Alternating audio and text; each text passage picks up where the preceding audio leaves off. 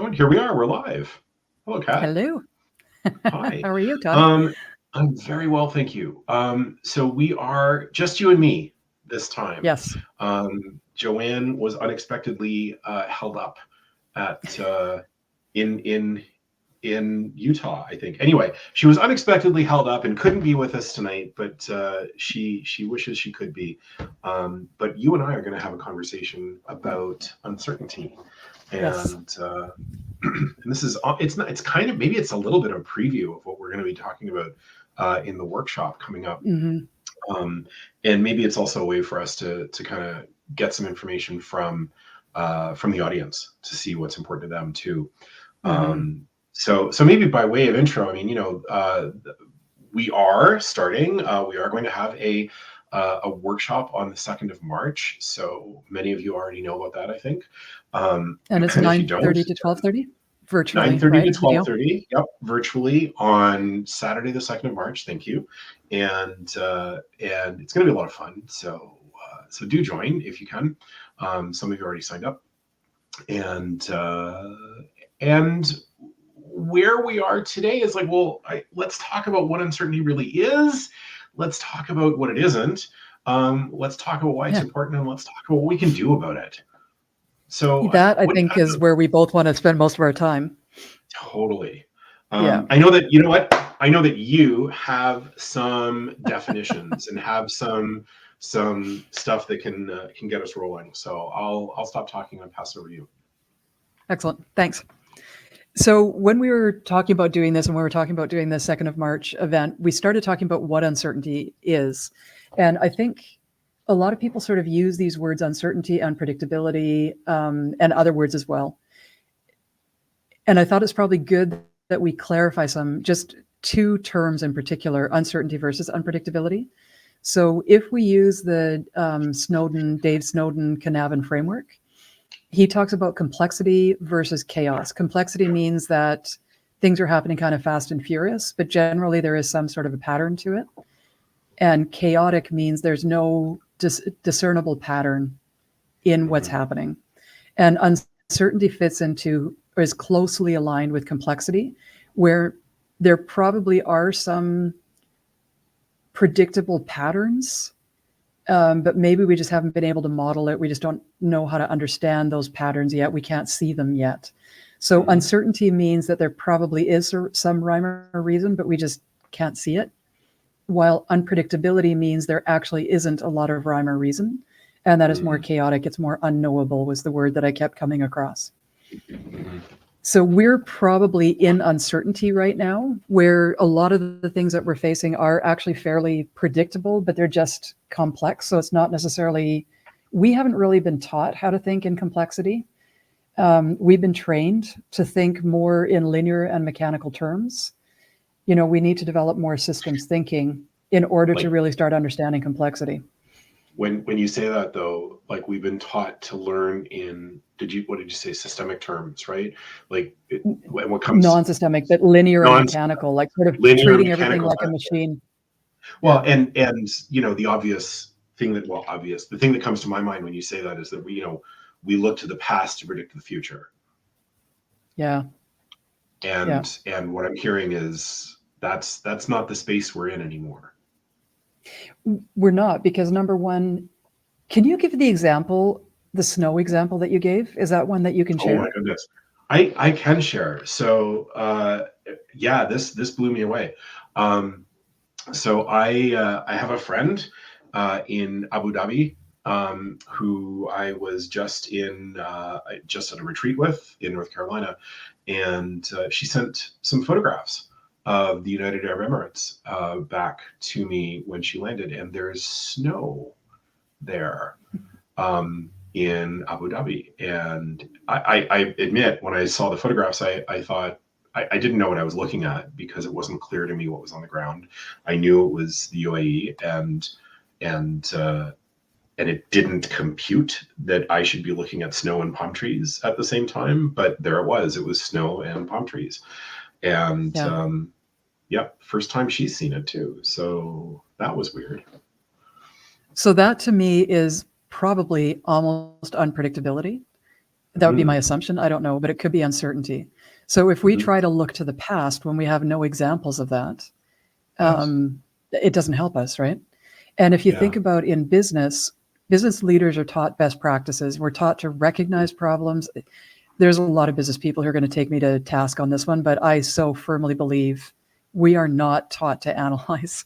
Yeah, we're taught to recognize problems and then we apply best practices. And if we're really Yes. creative, we can take 2 or 3 best practices, mash them up, and then apply Yep. that to the problem that we've recognized. And Yep. most business leaders get promoted 2 or 3 years later. So when it becomes clear that they didn't actually deal with the real problem, they've already gotten a raise and a promotion and they're out of that situation, right? Mhm. That's obviously a very cynical statement, but I actually don't think it's that wrong, unfortunately. So that's what I mean by sort of this linear and mechanical approach, is that we're just not Mhm. really understanding how and why things happen. And on Mhm. top of that, we're no longer in predictable patterns in terms of what had been known. My dad Mhm. was an engineer, I grew up in British Columbia. So he was constantly talking about the 100-year snow load and the 100-year flood factor. And, Mhm. every 100 years, here's sort of the high watermark that's expected. Every 100 years, here's sort of that unexpected snowfall, like the East Coast just had with their 1.5 meters of snow, right? Mhm. Those are sort of like the 100-year marks. But the thing is, we're hitting these 100-year marks regularly now. Los Angeles They're just not had 100-year events anymore. yeah, they just had a whole year Yeah, worth of rain in like a weekend. a few days. Yeah, Yep. yeah. So we're definitely in uncertain territory, if Mhm. not unpredictable territory. But at minimum we're in uncertainty with increasing volatility, where these things are happening Mhm. faster and more furious, and that then adds up. If you add uncertainty and volatility, that then puts us into the unpredictable category. Yeah. Mhm. So I think it's kind of important that we talk about that, because the way that Dave Snowden's Canavan framework, I think, is really helpful to really recognize that complexity, there are rules. It just may be that we don't understand them. And chaos basically means, for one reason or another, we can't discern what the patterns of change are. Mhm.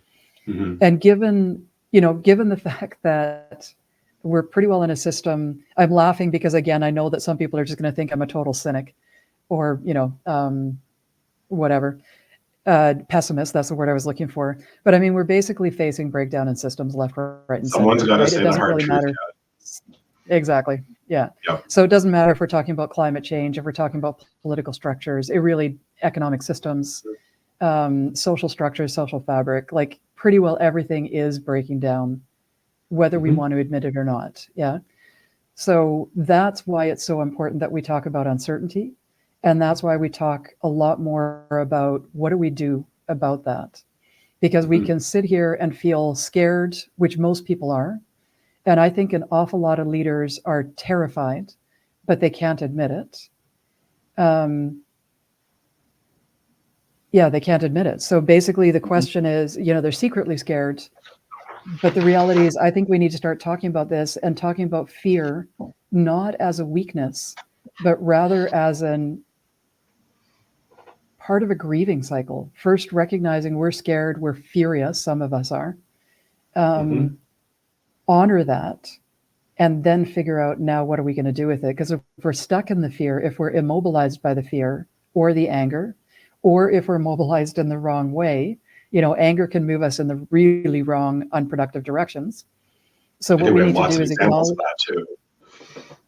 You want to Well, stay there for a minute? well, sure, we could stay there for a minute. I mean, what comes up for me when you talk about anger leading us in the right direction is just how divisive and partisan our politics have become, Yeah. and to the point where it's practically a stalemate. So the places that we could look to for some leadership in this space Yeah. has become stagnant as a result of that anger, like that vitriolic anger, Vitriol. Yeah. right? It's Yeah. not like, the example, and we've done this before, right? The example is that, in the past, someone on the other side of the political spectrum was your opponent. Now they're your Mm. enemy. And that's very different, Yeah. when truly like on a really fundamental level, we all face the same problems regardless of our political stripe, don't we? Yeah, but we talk Um, about it differently and we acknowledge each other Absolutely. differently. Yeah. Hillary Clinton's comment, the deplorables about the Trump supporters, I think Hmm. was sort of the first time it really made me realize. So I come from small redneck cowboy town. I don't come Hmm. from Trump country, but I come from a place that has similar mindsets, although quite different too. Hmm. Um, and I don't always agree with the people that I grew up with. I don't always agree with small town ways of thinking. But if we ignore it and pretend that it has no value and that Hmm. it's wrong and that those people are deplorable, Hmm. it's like, how do we have a conversation? How do we start learning from each other? How do we start working together to try to figure out how do we actually first stop stop what's happening as much as we can? Like, how do we go into a palliative response to Hmm. mitigate risk, to prevent any further risk? Um, and then how do we move into a healing stage of how do we actually Hmm. start figuring out how do we heal whatever baggage that we're coming with so that we can actually interact with each other? Hmm. And then how do we move into a strategic, forward looking way of acting so we can actually then move into a regenerative way of living, Hmm. if that's even possible? What What's really interesting to me as you say that, Kat, is that um, there's a thing that's coming up, and I think I've mentioned this in previous broadcasts. The book The Anatomy of Peace, uh, Mm. talks about when we see others as people versus when we see them as objects or obstacles. Yeah. And if we can see others as people, Hmm. then we can see some commonality. Like, and the person that I'm talking to doesn't have to be. I don't have to see their position as right. I don't even have to see Yeah. their position as 50% right. But if I Yeah. can assume that there's something in there, like something that's right for them, and I can activate my curiosity to find out what that thing is, Yeah.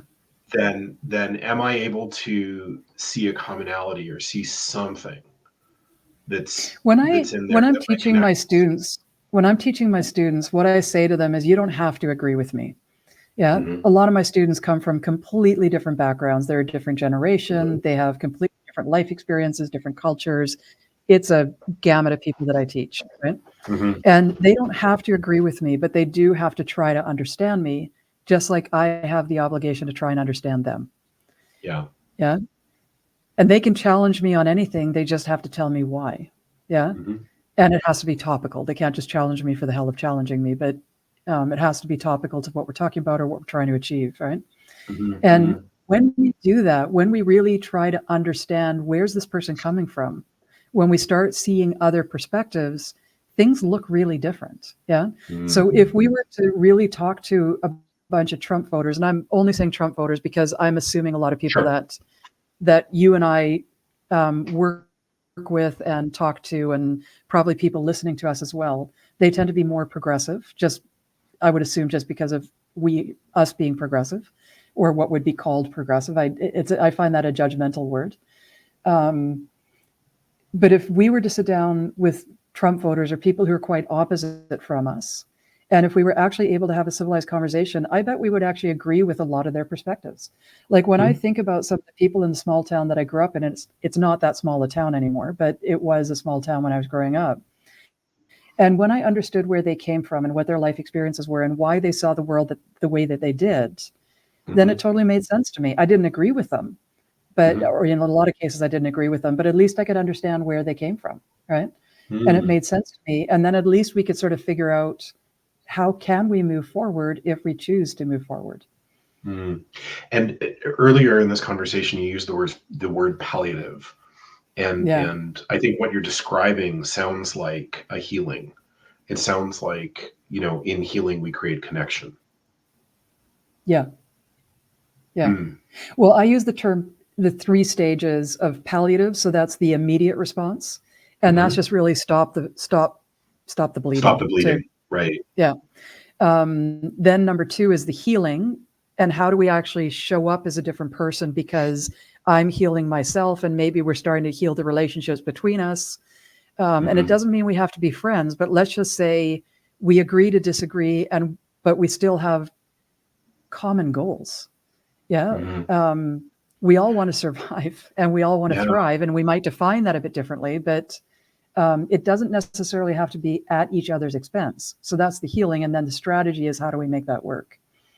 And what I think I'm also getting from what you're describing, Kat, is that, these three stages are the three stages that have always existed within the context of navigating uncertainty. And because the stakes are so much higher, because they're so much more unpredictable than they were before, it's that much more difficult to do them, or to do them without really serious intentionality. And maybe that's the crux.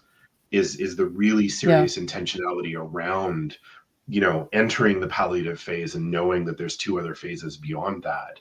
And what's the role of curiosity in there? Because that's something that we can all access. That's something that everyone understands really, really well.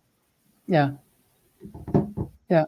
Oh, these things are all coming together in a way that I didn't think they were gonna. I understand more about this than I did before we started. Yay.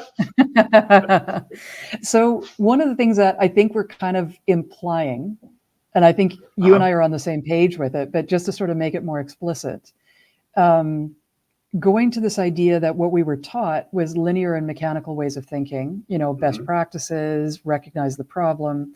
What we need to do now is do much more exploration and experimentation. So everything that I was exposed to in the entrepreneurial environments that I've worked in and the entrepreneurial research that I've done, there's this idea that the definition of entrepreneurship is explore, experiment, exploit.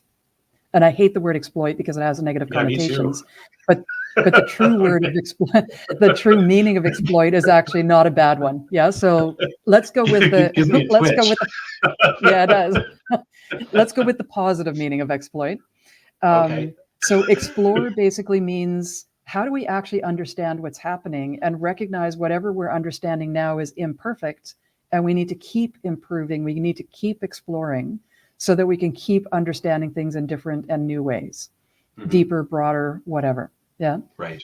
The experiment is, once we understand how and why things work or might be working, then we can sort of experiment and see, well, if things work this way and we try this, what happens? Or if we try this and we think this happens and it does, yay, we kind of figured something out. If it doesn't get the reaction or the response or the results that we wanted, then we can learn from it, right? And we go back to the explore. But really what we need to do is a lot of experimentation. We're in a world where, of course, we can use best practices as guides and as learning platforms, but it's not that we can use best practices as a complete recipe or a complete script. They're kind of like heuristics that we need to combine and recombine based on our understanding, not based on a recognition of a problem, but actually based on true exploration to understand the problem. And then once we find things that work, then we go to this not so lovely word of exploit, of how do we actually, make things work, make things change by using what we've learned, right? So in order to do that, that requires that we all work together, and it requires in different ways. And again, it doesn't have to be harmonious. It's one conversation that we had a few months ago was the creative conflict. So how do we engage people who have completely different perspectives? We may not even like them, but how do we engage them in creative conflict so we can actually do this explore, experiment, and exploit, so we can actually move forward? Yeah. So that's kind of embedded in this uncertainty, like that. So let's just call it an entrepreneurial way of being, or an agile way of being, which to me is kind of the same thing. Different words, slightly different processes, but basically it's kind of the same, right? So that's really what we need to do. And that's why it's so important that we come together and listen to each other. You've had several reactions there. Yeah. Like the thing that's coming into my head is like, how do we, the question you asked was like, how do we exhibit that? Like, how do we come together? And I think it almost, I'm used to Joanne being here for sort of the leap of faith stuff, and I think that's I'm channeling Joanne. So Joanne, if you're listening, I'm channeling you, because what's coming up for me. I was thinking we need to bring in her wicked agility stuff. Yeah. I know. Well, but what's coming up for me right now is like I need to see you as someone worth talking to, even if I think you're hella wrong. Like, Yeah. even if I think you're completely out to lunch, backwards, whatever, I need to see you as worthy in that space. And that's the leap of faith, isn't it? I wouldn't call it a leap. There is some element of faith, Mm-hmm. but there's also some element of desperation too. I've worked in environments where there wasn't really desperation, but there was really a desire to really make something new happen. Mm-hmm. And I'm going to be as vague as I possibly can. There's a few places where I've worked with people where we did not like each other. Like, we had nothing I'm sure to say to each other. No one's ever had that experience. That's unique to you. Kidding, but we wanted the same goal, right? Yep. The reason I'm sure most people have been in rooms where they had to work with people, but for one reason or another, they just sort of got along. But the reason I'm giving this experience is there were like 2, 3, maybe 4 projects that I've worked on where what we created was unbelievably good. Like, so far beyond what anybody expected was even possible. Yeah. Like, all of us were shocked on several with people who didn't get along. Yep. Couldn't stand each other. As soon as our conversations, our mechanical, like our work projects were done, all of us hightailed it out of the room, didn't talk to each other, whatever. But at the end of it, we actually congratulated each other as real humans. And it was unbelievable. Yeah. So you don't have to like each other. You don't, but what we did do is we respected each other. And that's the hard part. And we respected each other because each of us were at the table because we brought something uniquely valuable that we needed from each other. And that's why we had to work with each other. Yeah. So I think we're getting.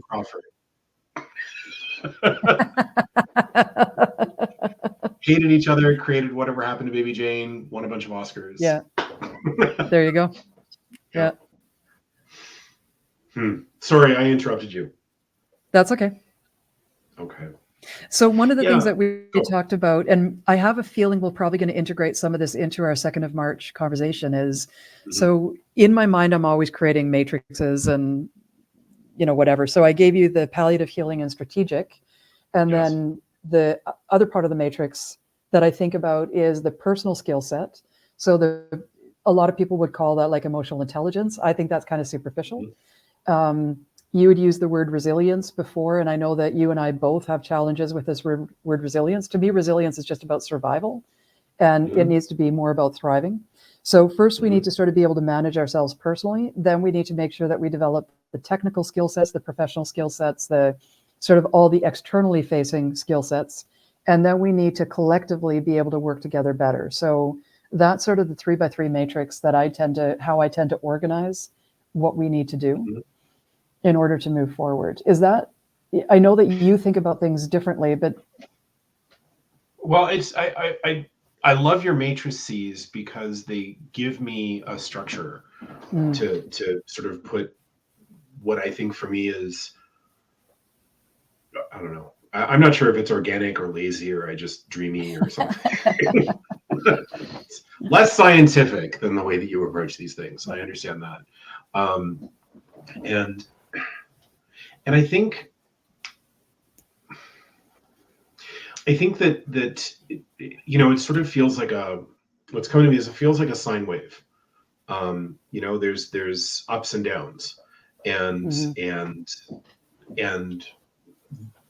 both the ups and the downs are inevitable, and we're really good at being conscious of our downs, but we're not really good at being conscious of our ups. And specifically, we're not really good at being conscious of the community within the context of our ups. We're very good at being conscious of the lack of community in our downs.